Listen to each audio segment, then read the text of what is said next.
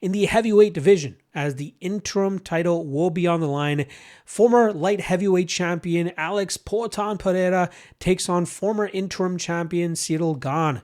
Now, Alex Pereira won his light heavyweight title back from Magomed Ankalaev back in October, where he showed Ankalaev no respect, walked through him, and finished him pretty quickly. That was a very impressive win for Pereira. I think it took him just about 80 seconds to get the win that night.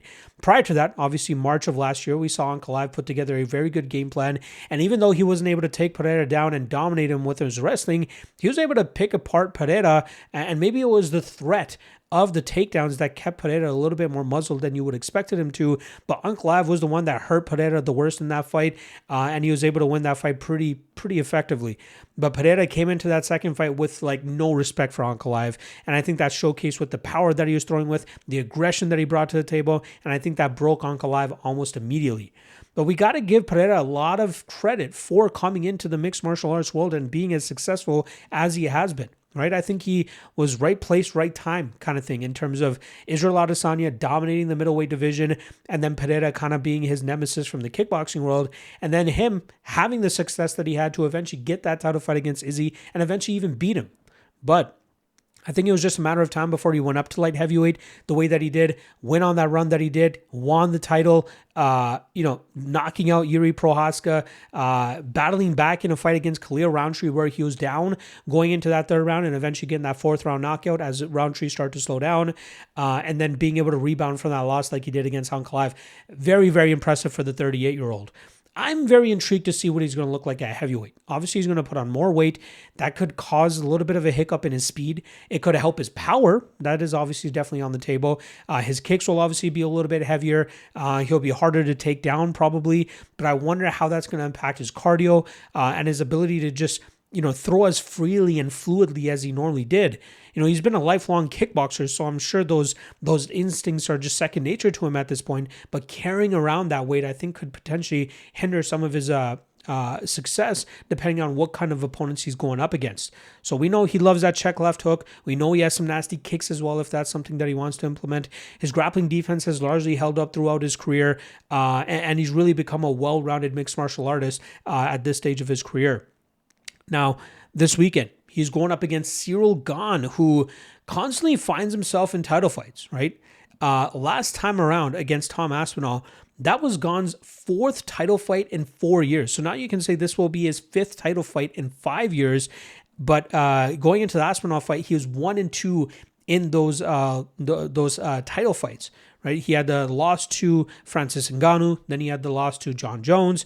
His only win in a title fight was against Derek Lewis when he won the interim title. I want to say August of 2023. It might have even been before that, maybe August of 2021. I don't remember exactly when it was off the top of my head, but it was a long time ago. I want to say it was August of 2021. Picked apart Derek Lewis, eventually got the third or fourth round finish there. Beautiful work from Gane as we expect. But he went into the Tom Aspinall title fight in October as an underdog, a guy that a lot of people are low on because of his prior fight against Alexander Volkov, where a lot of people thought Volkov deserved to get the decision that night, but it was Gane who was able to scrape out a split decision win. But against Aspinall, outside of that first minute, actually within the first minute, you saw the tides change almost immediately. Aspinall tried going for a takedown, shucked off easily by Gane. Gane started busting and blooding Aspinall up. And that's when, even for myself, I can say I remember watching that fight live being like, holy shit, like the tides are turning. Like Gane has a takedown defense. He's sticking and moving well enough, and he clearly has a technical striking advantage that seemed like momentum was really flowing in his favor before that unfortunate eye poke that caused an end to that fight and ultimately being it labeled a no contest. Very unfortunate, especially considering how that fight was working out. Now, I don't want to completely say that fight was 100% going to be a Gane victory had it continued on. Maybe Aspinall was able to go back to the corner in between round 1 and 2, come up with a better game plan to try to get in on that takedown, because we saw almost how helpless Gane was off his back, especially in that Alexander Volkov fight. So maybe Aspinall would have been able to adjust on the fly and eventually have success in round 2 and get Gane out of there that way. But I thought we saw Gane do a great job in terms of the power, explosivity, and striking that we had come to know from Aspinall by just outworking him. utilizing his technical advantage, his speed, how light he is on his feet. It's very hard for a lot of opponents to deal with him because of how he moves as a heavyweight. You don't often see heavyweights moving as, lightly as he does, with as much speed as he does. He does a great job in terms of staying away from the big power of his opponents, and that often allows him to just stick to his game, counter his opponents, get some kicks off, mix it up in the clinch a little bit so that he can just push back out, get back into open space, and then get back to his point fighting style. So, say what you want about him deserving these title fights or not. The guy is a skilled fighter. As long as he can keep fights upright, he's going to be very difficult to deal with because he is probably the best technical striker in the heavyweight division. But somebody that might have something to say about that is the guy that he fights this weekend, Alex Pereira. Now, this is a very tough fight for Pereira to take in his first heavyweight scrap, right? Stylistically speaking, he's going up against a guy that technically could be the superior striker in the sense that he doesn't need to lean on his Gane. I'm talking about Gane does not need to lean on his power to try to get the win here over Pereira, whereas Pereira needs to land that lead left hook. He needs to chop at the leg of Gane and try to slow Gane down that way. But the speed, the athleticism, the point fighting of Gane, I think is going to be too much for Pereira here. Right? Age-wise, there's not a big difference. You got Pereira at 38, you got Gane at 36.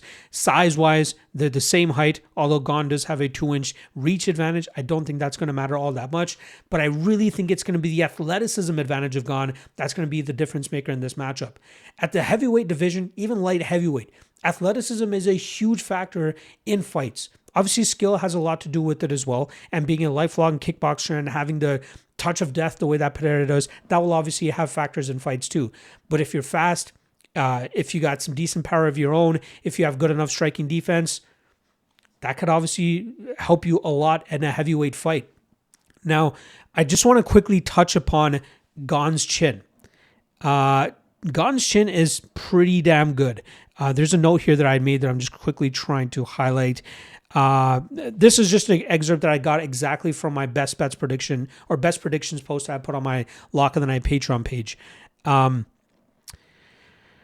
I'm sure Gane will get hit by one or two big shots, but I trust Gane's chin enough to still pick him here. I know Tuivasa recorded a knockdown against Gane, but I think it was more of an off-balance / perfect timing situation from Tuivasa, more than it was the power or the chin, the power from Tuivasa or the chin of Gane. Also, Gane's awareness and the ability to withstand Tuivasa's misguided barrage of shots to finish the fight was very impressive. Again, Pereira obviously has more power than Tuivasa, and maybe even if he catches Gane in one of those instances, he'll be able to turn off Gane's lights.